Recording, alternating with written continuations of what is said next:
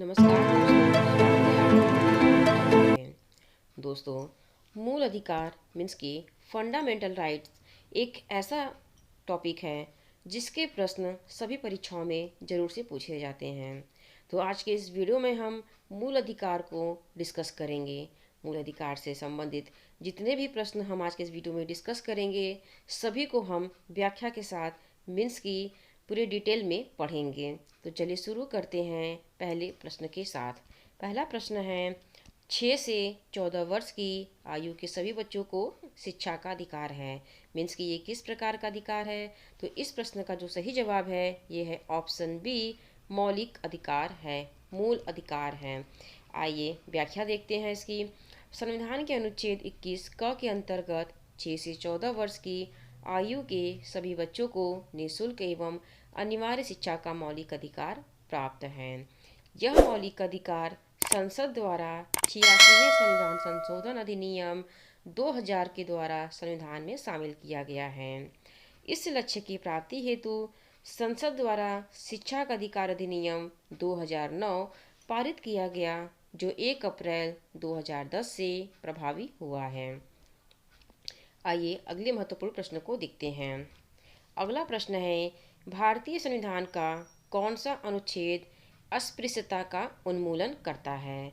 तो इस प्रश्न का जो सही जवाब है ये है ऑप्शन डी, अनुच्छेद 17। आइए व्याख्या देखते हैं। भारतीय संविधान के अनुच्छेद 17 में अस्पृश्यता के उन्मूलन का प्रावधान किया गया है। अस्पृश्यता के प्रयोग एवं उसे बढ़ावा देने या उससे संबंधित विवादों के कारण उत्पन्न किसी भी प्रकार की निर्योग्यता को दंडित करने के उद्देश्य से संसद द्वारा अस्पृश्यता अधिनियम 1955 पारित किया गया है।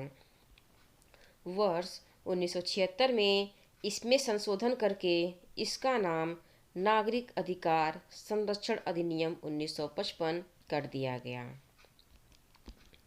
आइए अगले महत्वपूर्ण प्रश्न को देखते हैं। निम्न में से कौन सा मूल अधिकार विदेशी नागरिकों को प्राप्त नहीं है? तो इस प्रश्न का जो सही जवाब है यह है ऑप्शन बी, अभिव्यक्ति की स्वतंत्रता का अधिकार। आइए व्याख्या से इस प्रश्न को समझते हैं। भारत में अधिकांश मूल अधिकार विदेशी नागरिकों को प्राप्त हैं, जैसे विधि के समक्ष समता, जो कि अनुच्छेद 14 के अंतर्गत आता है। अपराधों के लिए दोष सिद्धि के संबंध में संरक्षण, अनुच्छेद 20। प्राण एवं दैहिक स्वतंत्रता के अधिकार, अनुच्छेद 21। शोषण के विरुद्ध अधिकार, अनुच्छेद 23 और 24। और धर्म की स्वतंत्रता का अधिकार, अनुच्छेद 25, 26, 27 और 28। ये वो अधिकार है जो विदेशी नागरिकों को भी प्राप्त हैं, परंतु कुछ मूल अधिकार यथा अनुच्छेद 15, 16, 19, 29 और 30 विदेशी नागरिकों को प्राप्त नहीं हैं। आइए अगले प्रश्न की ओर बढ़ते हैं। अगला प्रश्न है, मूल अधिकार से संबंधित विवाद इनमें से कौन सा है? तो इस प्रश्न का सही जवाब है ऑप्शन ए, गोलकनाथ बनाम पंजाब राज्य 1967। आइए व्याख्या देखते हैं। गोलकनाथ बनाम पंजाब राज्य विवाद 1967 मूल अधिकारों से संबंधित है। इसमें सर्वोच्च न्यायालय ने निर्णय लिया कि संसद मौलिक अधिकारों में संशोधन नहीं कर सकती। केशवानंद भारतीय बनाम केरल राज्य विवाद 1973 में सर्वोच्च न्यायालय ने कहा कि संसद मूल ढांचे का उल्लंघन किए बिना मौलिक अधिकारों में संशोधन कर सकती है। आइए अगले प्रश्न को देखते हैं। प्रेस की स्वतंत्रता किस अधिकार में निहित है?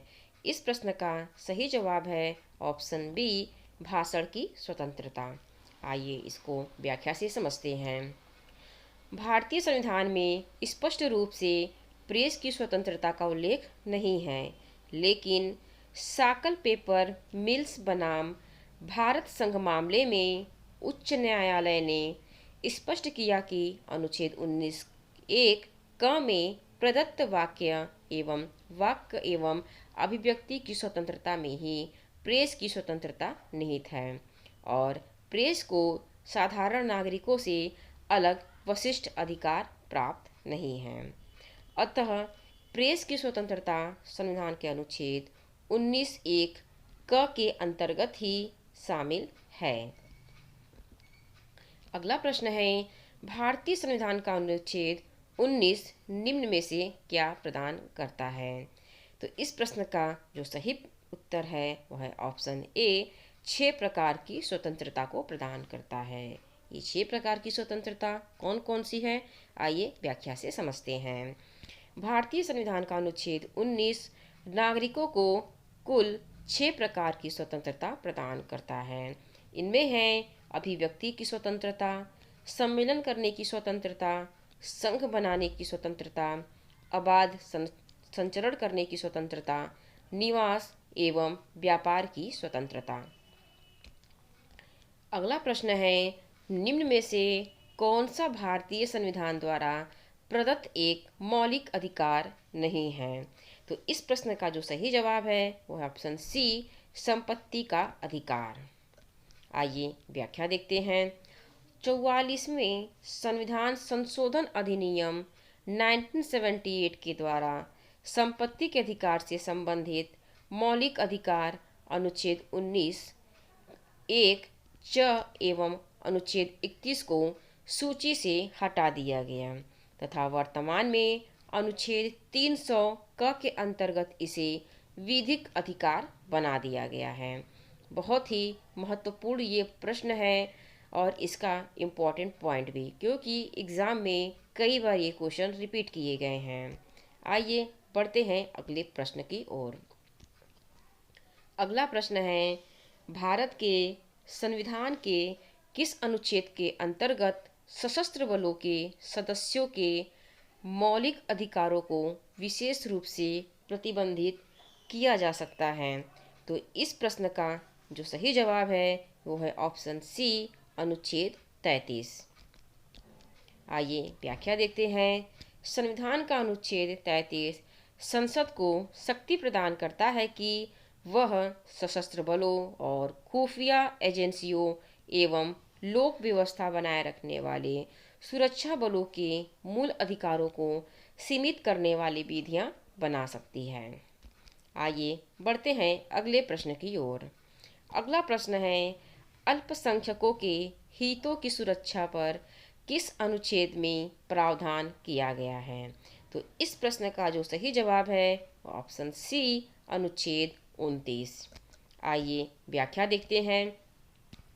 संविधान के अनुच्छेद 29 में अल्पसंख्यक वर्ग के हितों के संरक्षण का प्रावधान किया गया है, जिसके अनुसार भारत के राज्य क्षेत्र में या उसके किसी भाग के निवासी या नागरिकों को अपनी भाषा, लिपि या संस्कृति को बनाए रखने का अधिकार होगा।